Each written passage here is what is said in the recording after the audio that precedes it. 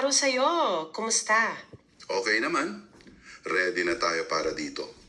Okay, so para sa ating pag-uusap ngayon, meron tayong isang fascinating na collection ng mga materyales na galing sa'yo. Oh, Lahat ito ay tungkol sa isang tao na nagngangalang Narciso o Lalo. Ang nasa harap natin ay mga dokumento, mga transcript ng video, at mga links sa social media. isang buong folder talaga. Oo, isang buong folder.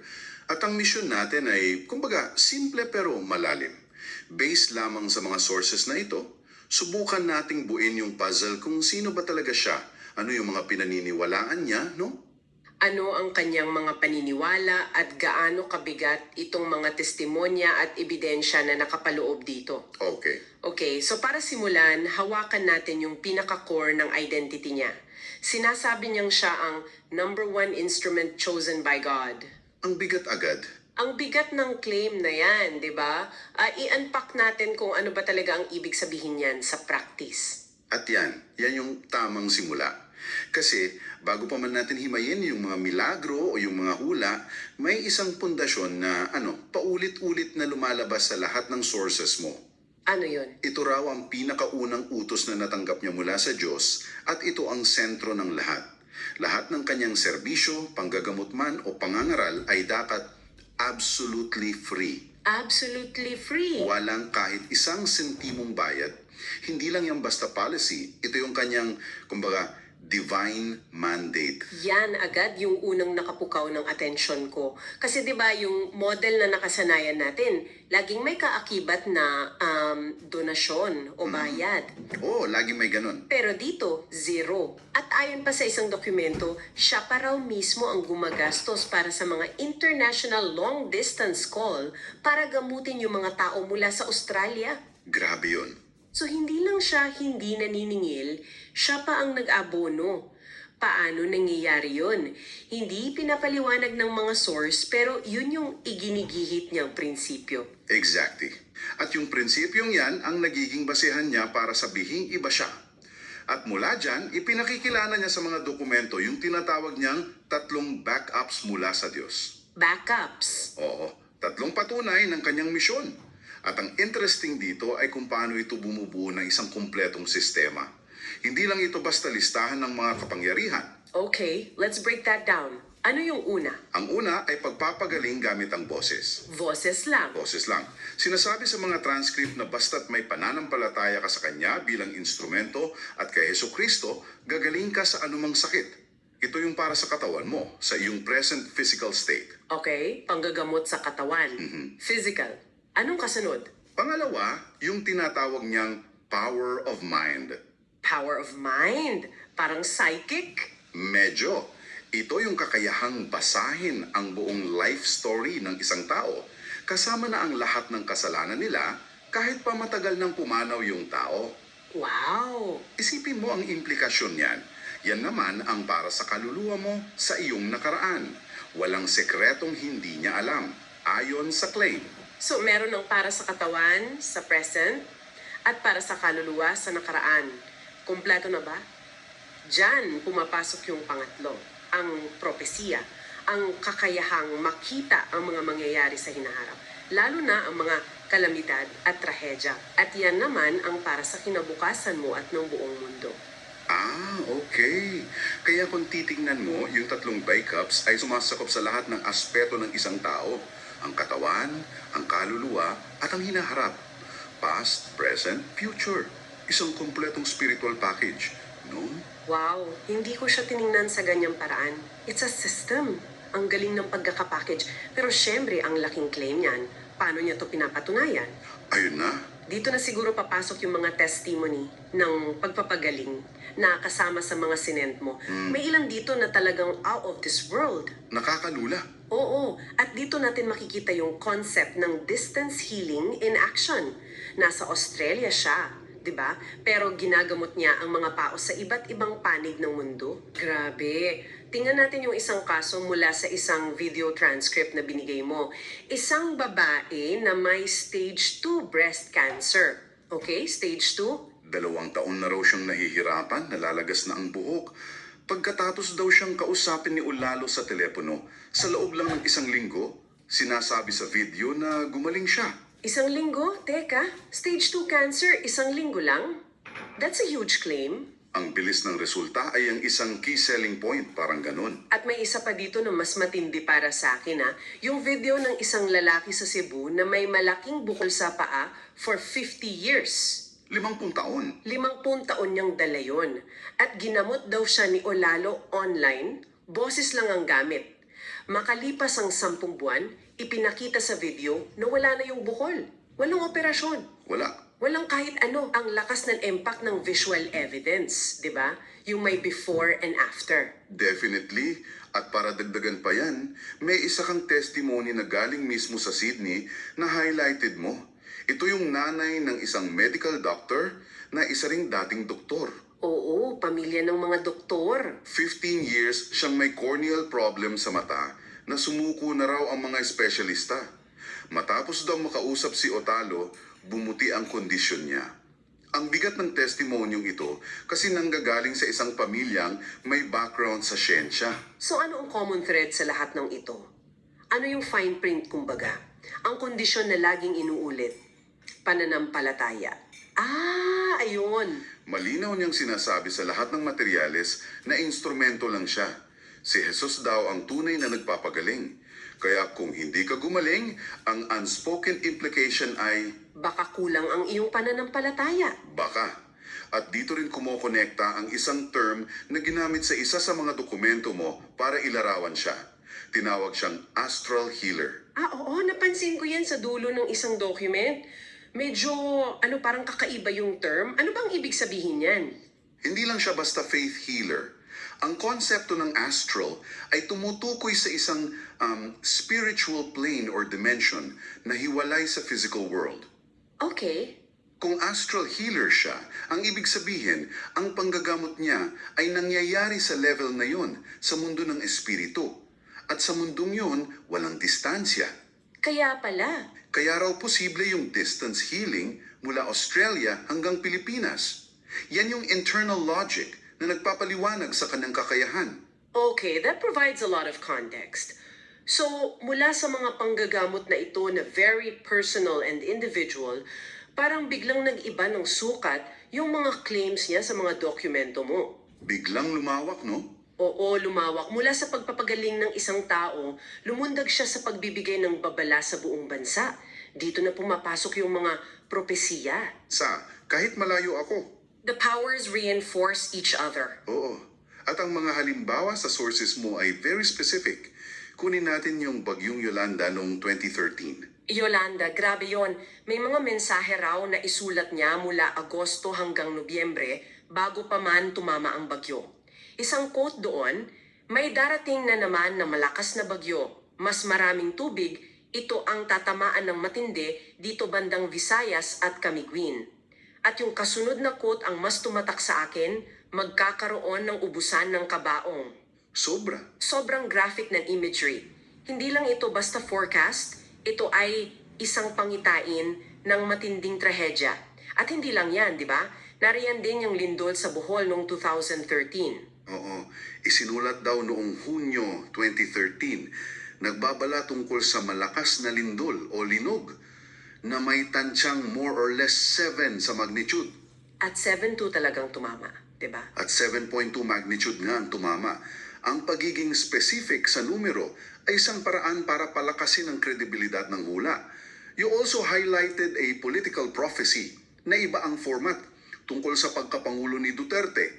Oktubre 2015 daw, may isang maikli pero matalim na mensahe. Hippos Davao. 2 salita lang. 2 salita. Ano ang analysis natin dito? What's fascinating here is the use of a cryptic message. Ang interpretasyon na kasama sa dokumento ay isa itong babala na kapag taga Davao ang naging presidente, maraming mamamatay. Okay. Pero dahil napaka-vague ng Hippos Davao, nagkakaroon ito ng 2 bagay. Ang una, plausible deniability. Pwede siyang magdahilan kung hindi mangyari. May lusot, siya. Mas malakas ang impact nito sa mga naniniwala dahil pakiramdam nila parte sila ng isang inner circle na nakakaintindi ng sekretong mensahe. It's a very powerful rhetorical tool. At hindi lang pang Pilipinas ang sakop. Lumalabas sa mga sinend mo na may mga hulaling siya para sa ibang bansa, tulad ng sunog sa Maui noong 2023. Oo, umabot na sa Hawaii. Paano yun? Ang claim doon ay may mensahe raw siya noong 2019 na may tanong na, sino sa inyo ang buhay pa, itaas ang kamay.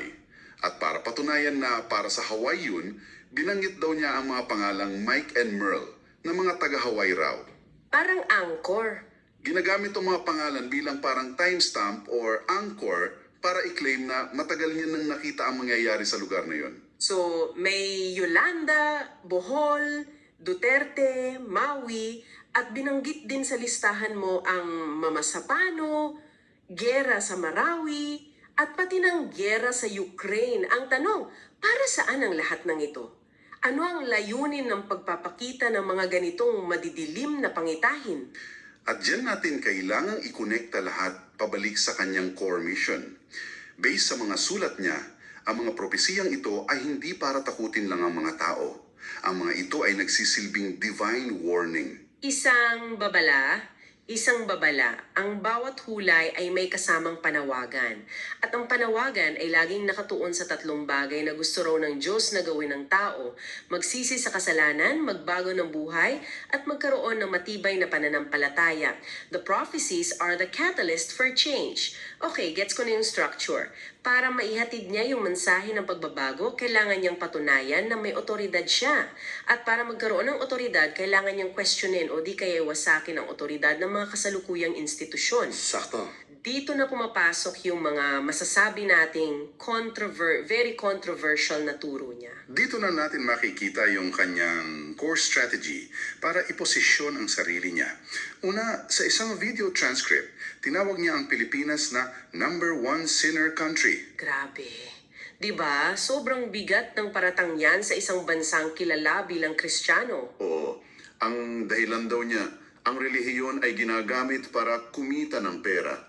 At dyan kumukonekta yung isa pa niyang mas matinding pahayag na Bible is created by devil. Ayan. Nung una ko mabasa yan sa transcript mo, nagulat ako, paano yun? Pero may paliwanag siya, di ba? Meron. Hindi raw literal na demonyo ang sumulat, kundi ang mga salita ng Diyos sa Biblia ay binago na raw ng mga tao na para sa kanya ay mga demonyo para umayon sa kanilang agenda. Lalo na sa agenda ng pera. Lalo na sa pera. Kaya nang sabihin niyang Bible is created by devil, hindi lang ito isang shocking statement. Ito ay isang calculated move para tanggalan ng autoridad ang institusyonal na simbahan. At ilipat ang otoridad sa kanya. Nilipat sa kanya na sinasabing direktang nakakatanggap ng salita mula sa Diyos. Huwag kayo sa libro maniwala, ang parating niya, sa akin kayo maniwala na buhay na instrumento. At para mas maging matalas ang atake, meron siyang isang analogy na ginamit. Ikinumpara niya ang mga pari at pastor sa... Insektong surot. Oo, isang napaka-visceral na image, no? Sumisipsip sa dugo ng tao daw ang mga ito dahil sa panghihingi ng pera kapalit ng mga salita ng Diyos. Direkta itong bumabalik sa pundasyon niya. Na absolutely free.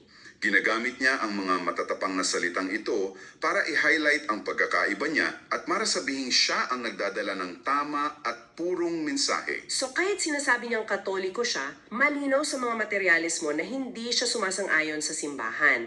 Para siyang naglulunsad ng sarili niyang reformation. Yun ang dating. Ang misyon niya sa kanyang pananaw ay itama ang mga maling turo at ibalik ang mga tao sa isang uri ng pananampalataya na hindi nakatali sa pera o institusyon.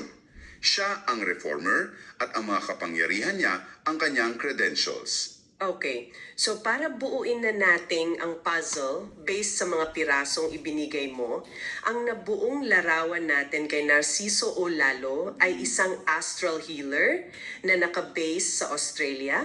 Tama. Ang pundasyon niya ay ang serbisyong walang bayad. Mayroon siyang isang kumpletong sistema ng kapangyarihan para sa katawan, kaluluwa at hinaharap. Past, present, future. Na pinapatunayan niya sa pamamagitan ng mga dramatikong testimonya ng pagpapagaling at mga spesipikong propesya. At ginagamit niya ang lahat ng ito para maglunsad ng isang radikal na kritisismo laban sa organisadong relihiyon na nakasentro sa pagsisi, pagbabago at pananampalataya. Yan ang kwentong nabuo natin mula sa mga materyalismo. At sa huli, ang lahat ng ito, mula sa pagpapagaling sa cancer hanggang sa hula tungkol sa mga giyera, ay nagsisilbing backup o patunay daw ng kanyang divine mandate. At ang pinakalayunin ng lahat, ayon sa kanyang mga sulatin, ay ihanda ang sangkatauhan para sa isang malaking kaganapan, ang ikalawang pagbabalik ng Diyos. At bago tayo magtatapos, iiwanan ka namin ng isang bagay na pag-isipan na nagmula rin mismo sa isa sa mga dokumento mo. May isang pangungusap doon na nagsasabing ang kaibahan daw ni Ulalo sa ibang manghula ay ang kanyang mga propesya ay maaring mapigilan kung maniniwala at magbabago ang mga tao. Kung magbabago, kung totoo yun, paano nito binabago ang pagtingin natin sa konsepto ng tadhana at malayang kalooban? Kung ang isang hula ay isang babala na pwedeng iwasan, ano ngayon ang mas mahalaga? Ang kaalaman sa kung ano ang mangyayari o ang kapangyarihan nating piliin ang magiging tugon natin dito? Maraming salamat. Upang matuto ng higit tungkol kay Narciso Olalo, maaari mong bisitahin ang kanyang website channel sa YouTube at mga social media platform tulad ng X, Instagram, Blogger, Pinterest at marami pang social media links. Maraming tao sa buong mundo ang nagbahagi ng mga patutuo tungkol sa pagpapagaling mula sa cancer, tumor, at iba pang malubhang kondisyong medikal na nagbibigay ng kaluwalhatian sa Diyos sa pinaniniwalaan nilang ginawa niya sa pamamagitan ng panalangin at pananampalataya. Kadalasan ay walang operasyon o gamot. Meron ding mga salaysay ng mga pangyayari na pinaniniwalaan ng mga tagasunod na ibinunyag ng maaga kay Narciso Olalo. Gayon din ang mga naitalang pag-uusap kung saan sinasabing inilarawan niya ang mga kwento ng buhay ng mga individual, kapwa nabubuhay at namatay. Ang mga patutuong ito ay nag-aanyaya ng pagmuni-muni at pananampalataya. Kung interesado ka, hanapin si Narciso Olalo online at tuklasin kung ano ang inilarawan ng marami bilang mga mahimalang gawa ng Diyos. Salamat sa iyong oras. Kung mahal mo ang Diyos, mangyaring huwag mag-atubiling ibahagi. Again, thank you so much for your time.